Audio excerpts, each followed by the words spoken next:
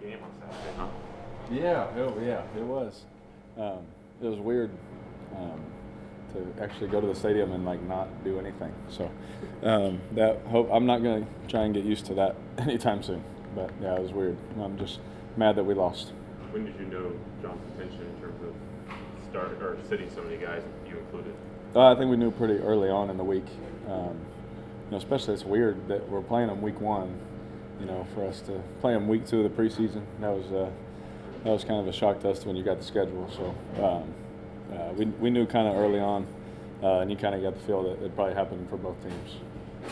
Didn't seem like you guys were doing a ton. I know you were from the sideline, but I don't think Connor or EJ were really running through the gamut of what you guys might usually adjust to pre-snap or any of that. Can you maybe detail exactly what didn't go into that game?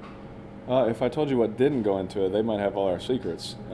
But no, you hit it on the head. We did not, throw a lot out there. And I think we'll just continue to do that and just continue to just play football, man, until the regular season hits. When the wins and losses and those things are on coach's record, I think that's when it'll change. For this match, the third game coming up, are things kind of ramp up in your mind a little bit in terms of preparation, getting ready to go, like the season's around the corner? Yeah, I think for us, it's a big part of it is making sure that our weekly schedule is routine, because we haven't really done that yet. With the first 2 preseason games, you don't ever really prepare for them. The third one is like the mock, how do we prepare? How do we go about our week? Me figuring out my lift schedule with the new coaches, me figuring out, when Coach Gruden's going to want to meet with me, and what do I need to have ready and done by what point? It's all different. So really the biggest part of this week. Obviously, the game you want to go out there and win, but really the most important part is the preparation. How are we going to lay that out? How are we going to do that? And making sure that we're on top of that stuff. Derek, how does the vibe change when you get out of Napa and now you're back here?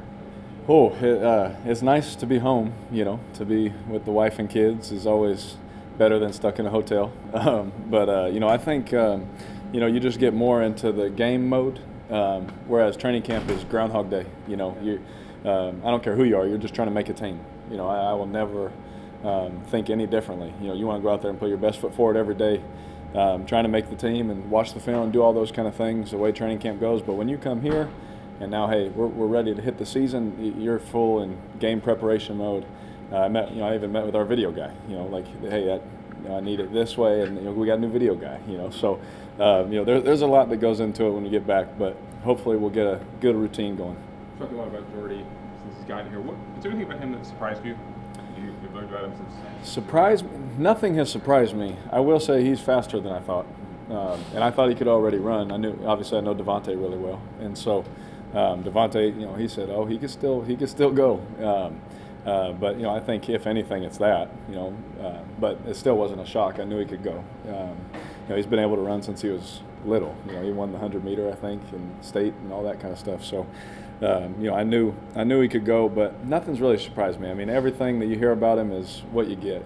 He helps the receiver room raise their level.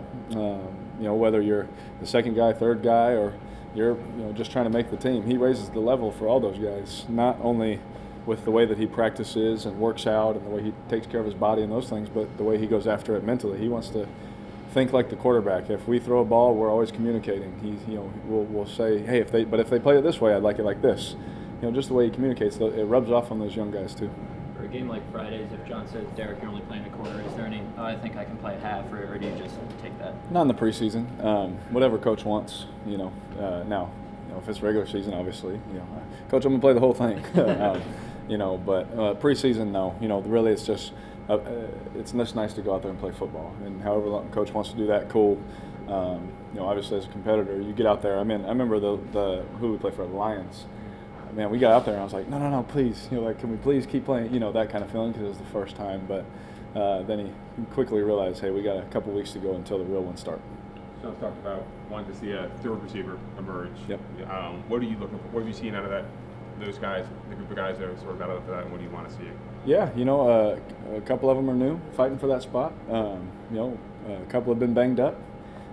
So I think we're all sitting there, excited to see what happens. They're all, I think, healthy. We'll see. I think they're all mentally ready, physically ready, And hopefully come game time we can sit there and we can evaluate that spot, because obviously it's important when you have guys like Martavis or Coop or Jordy on the outside. You got Jared on the inside. Well, someone's going to get a good matchup hopefully on the other side in the slot, so or wherever we put them. So we got to figure that out, and it'll be exciting. I'm just excited to watch how that goes this week, preparation-wise and in the game.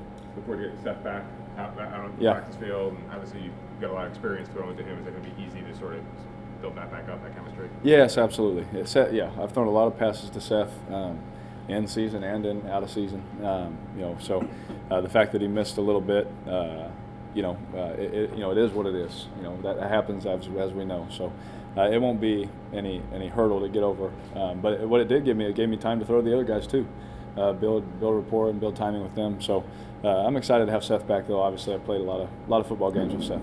When you have 3 wide receivers and they've all been trained to play any one of the 3 positions, are you cognizant of who that person is even, or are you just cognizant of who's playing that spot? Yeah, this game's all about matchups, and so the fact that we have a system in place that I can get to any play that coach obviously wants, and those things, it doesn't matter who's where, and Lee Smith could be out wide at receiver, and we might not throw it to him. No, I'm just kidding.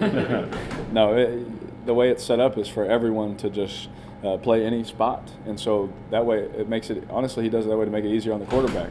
Now, hey, if you get this look versus this, get to this, and they all have to know what to do, and you got to, he knows where the matchup is, and like I said before, I feel like it's like a trained robot, for Coach Gruden, and he builds the system in such a way that all the other guys have to learn everything else. After one of the Napa practices, I think Jordy said that it's puzzling to some guys that Jared Cook has sort of bounced around from different teams and not really settled in with one. Is that puzzling to you? And how much more comfortable are you now working with him in the second year as opposed to last season? Yeah, I think I'm one of those guys Jordy was talking about. It blows my mind. You see, we have a lot of those guys. Obviously, Jordy's one of them. KO, Rodney. You see Donald Penn. You see all the Doug Martin. You see some of these guys that were on other teams that are not anymore. You're like, man, how does that happen? We're very fortunate, very blessed to have him. But Cook, he obviously, you guys know I love throwing to Cook. We have a great relationship. Talk to him in the off season, and we get a lot of work in together, a lot of communication with him and I. I'm just glad that we have him. I'll just say that. It's nice to have someone with that kind of speed, that kind of toughness, and all those kind of things playing tight end, especially with who we have outside it. He gets a lot of good matchups sometimes. How's the day in and day out been with Greg Olson? And given that you two worked together in the past earlier in your career, has the level of your discourse when it comes to talking football graduated some from the first time you two were together? Yeah, I think it kind of just it didn't really pick up where we left off. We were just both at another level when we both got together, and the conversation, it wasn't like, hey, what do you think about this? What do you think about this? We kind of just hit it rolling, because we knew each other. I knew, how to talk to him. He knew how to talk to me. There was no learning in that sense, and so our communication has been great. I love Ole. I'm so happy he's back. I think you guys know that. I love that guy, and it's been fun. We have a good time, honestly. Just trying to, as of now, beat up on Gunther, but now we'll play some other people. A couple more guys. Come back to the receivers. Griff Whalen made that catch the other day. Yes. What have you seen? Is he now on the radar, you think? Is he kind of going to play himself into a spot where he's on the brink of making this roster? I would think so. Obviously, he ran some really good routes. Not even just that play. Obviously, we saw the catch. It's amazing catch, amazing route. But he ran a lot of good routes in that game, and he's been doing it over and over again. Every time I've checked to something in practice, OTAs, going back all the way to April, whenever we were starting, he hasn't missed. He hasn't had a mental error at all. He's just one of those guys that quarterbacks love. Obviously, EJ decided to throw to him on that play for a reason. We see what he does in practice, and I'm glad he got in the end zone. I really am, because hopefully now, if that helps him, obviously, then I'm all for it. I want, the best guys, however many we keep. I want the best ones, and if he's one of them, then I'll be super fired up.